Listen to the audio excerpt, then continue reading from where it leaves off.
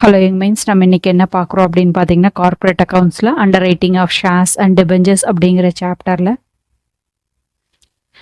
Other எக்ஸசைஸில் first one பார்க்குறோம். So exercise sums வந்து 17 சம்ஸ், 12 சம்ஸ், 11 சம்ஸ் ஆல்ரெடி வந்து அப்லோட் பண்ணியிருக்கோம்.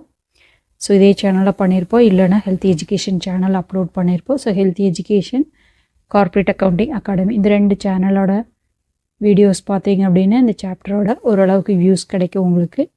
இப்போ சம்ஸ் பார்க்கலாம். நம்ம ரெஃபர் பண்ணுற புக் வந்து கார்ப்பரேட் அக்கௌண்டிங், ஆத்தர் வந்து Reddy and Murthy. First one, Nazir limited issued 10,000 equity shares of ₹100 each at par. So at பாரில் 10,000 வேல்யூவான ஷேர்ஸ் பெர் ஷேரோட ப்ரைஸ் ₹10 அப்படின்னு இஷ்யூ பண்ணுற பிளான் பண்ணியிருக்காங்க.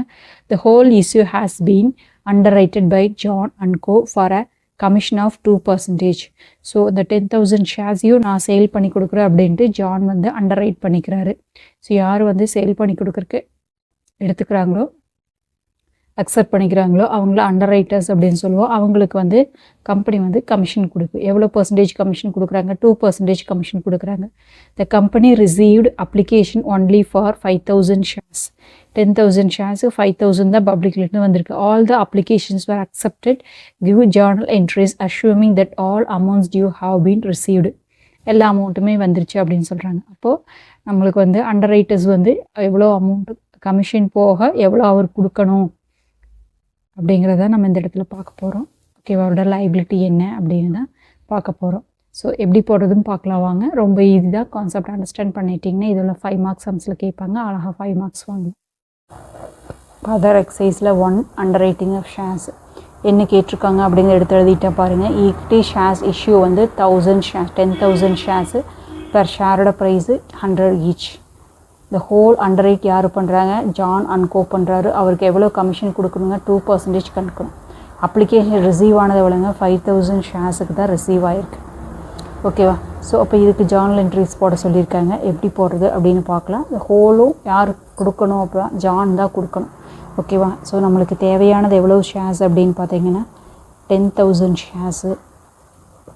அதில் என்ன இருக்குதுங்க? 5,000 தான் ரிசீவ் ஆகிருக்கு. ஓகேவா? அப்போ ரிமைனிங் 5 யார் கொடுக்கணும் அப்படின்னு பார்த்தீங்கன்னா, ரிமைனிங் எவ்வளோங்க? 10,000ல் 5,000 போச்சுன்னா ரிமைனிங் 5. ஸோ இது யார் கொடுக்கணுங்க? ஜான் அண்ட் கோ தான் கொடுக்கணும். ஓகேவா? ஸோ இது வந்து பே பண்ண வேண்டியது யார் அப்படின்னு பார்த்தீங்கன்னா ஜான் அண்ட் கோ பே பண்ணணும். அவ்வளோதான். ஓகேவா? ஸோ இப்போ ஃபஸ்ட்டு வந்து அப்ளிகேஷன் ரிசீவ் ஆனதுக்கு போட்டுக்கலாமா? ஸோ இப்போ ஜார்னல் என்ட்ரிஸ் போடும்போது ஒரு கான்செப்டை ஞாபகம் வச்சுக்கணும். ஜார்னல் என்ட்ரிஸ் போடும்போது கம்பெனிக்கு உள்ள, ஓகேவா, கம்பெனிக்கு உள்ளே எது வருதோ அதை என்ன பண்ணுங்க? டெபிட் பண்ணும். கம்பெனிலேருந்து எது வெளியே போகுதோ அதை என்ன பண்ணுங்க? கிரெடிட் பண்ணும். அவ்வளோதான் பேசிக் கான்செப்ட். இப்போ பார்த்தோம் அப்படின்னா கம்பெனிக்கு உள்ளே வரதை டெபிட் பண்ணுறோம், அவுட் போகிறத கிரெடிட் பண்ணுறோம். அப்போ நம்மளுக்கு அப்ளிகேஷன்ஸ் ரிசீவ் ஆகுது அப்படின்னா கேஷ் உள்ளே வரும், அமௌண்ட் வந்து வெளியே போகும். அப்போ அமௌண்ட் எது உள்ளே வருதோ அதை டெபிட் பண்ணுமா? அப்போ உள்ளே எது வருதுங்க? அமௌண்ட் தான் உள்ளே வருது. ஸோ பேங்க்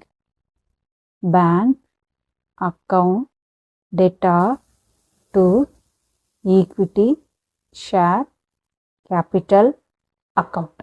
எவ்வளோங்க? 5,000 ஷேர்ஸ் வந்திருக்கா? 5,000 பெர் ஷேரோட ப்ரைஸ் என்னங்க? ₹100. அப்போது 5 lakh rupees. ஸோ இந்த கான்செப்ட் உங்களுக்கு ஈஸியாக புரிஞ்சிருச்சு அப்படின்னா ஜார்னல் என்ட்ரிஸ் போடுறதும் ஈஸியாக இருக்குது. ஸோ எவ்வளோ ரிசீவ் ஆகிருக்கோ அதை ஃபஸ்ட்டு போட்டுடுறோம். ஓகேவா? ஸோ அதுக்கப்புறம் நெக்ஸ்ட் வந்து ரிமைனிங் யார் பேர் பண்ணணும்னு சொல்லியிருக்கேங்க. இந்த 5,000 யார் பேர் பண்ணணும்? ஜான் அண்ட் கோ பேர் பண்ணணும். ஸோ அப்போ பேங்க்குக்கு பதிலாக என்ன பண்ணுங்க?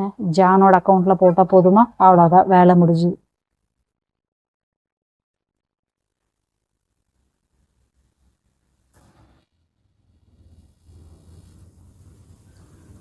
ஜான்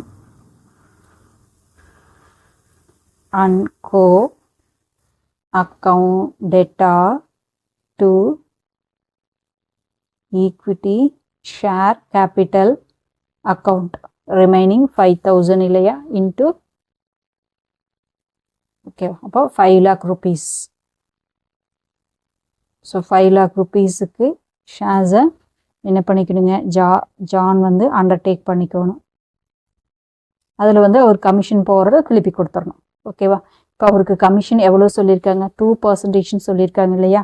அப்போ கமிஷன் வந்து ரிசீவ் பண்ணுறோம். அப்போது கமிஷன் ஒரு டிரான்சாக்ஷன், பேமெண்ட் ஒரு டிரான்சாக்ஷன். கமிஷன் பே பண்ணும். ஸோ பேமெண்ட் இப்போ என்ன போகுதுங்க, வெளியே போகுது, அவுட் ஆகுது. அதை இப்போ என்ன பண்ணும், கிரெடிட் பண்ணும். எதுக்காக போகுது, கமிஷனுக்காக போகுது. ஸோ அந்த கமிஷன் என்ன சொல்கிறாங்க, அண்டர் ரைட்டிங் கமிஷன் எடுத்துக்கும். ஓகேவா? யாருக்கு பேமெண்ட் போகுதுங்க, ஜானுக்கு தானே போகுது இல்லையா? ஸோ பேங்க்குக்கு பதிலாக ஜானுங்கிற அக்கௌண்ட்டை போட்டால் போதும். ஸோ அண்டர் ரைட்டிங் கமிஷன்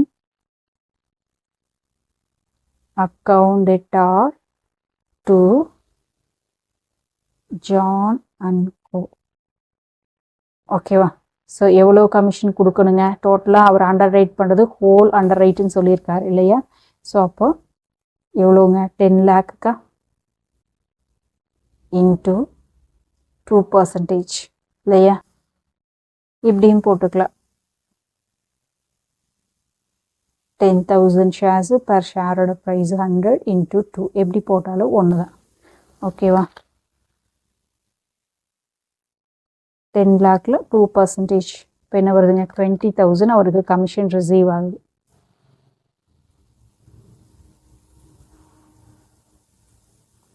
ஓகேவா? அப்போ கமிஷன் போக ரிமைனிங் அமௌண்ட் என்ன பண்ணுங்க, ஜான் வந்து கட்டணுமா?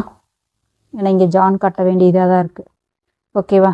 ஸோ அப்போ என்ன வரணும், அமௌண்ட் உள்ளே வரணும். யார் கொடுப்பான், ஜான் கொடுப்பான். ஸோ அமௌண்ட் உள்ளே வரும்போது bank account debtor to John. இந்த பேமெண்ட் பண்ணுறாரு ஜான் கம்பெனி அக்கௌண்ட். ஓகேவா?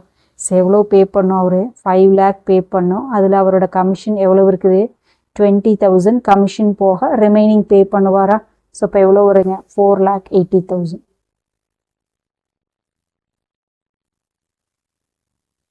ஓகேவா? அவ்வளோதான், ரொம்ப சிம்பிள். இது 5 marksலையோ 10 marksலையோ கூட கேட்கறதுக்கான சான்சஸ் இருக்குது. இந்த வீடியோ பிடிச்சதுன்னா லைக் பண்ணுங்கள், ஷேர் பண்ணுங்கள், சப்ஸ்கிரைப் பண்ணுங்கள். தேங்க்யூ ஃபார் வாட்சிங்.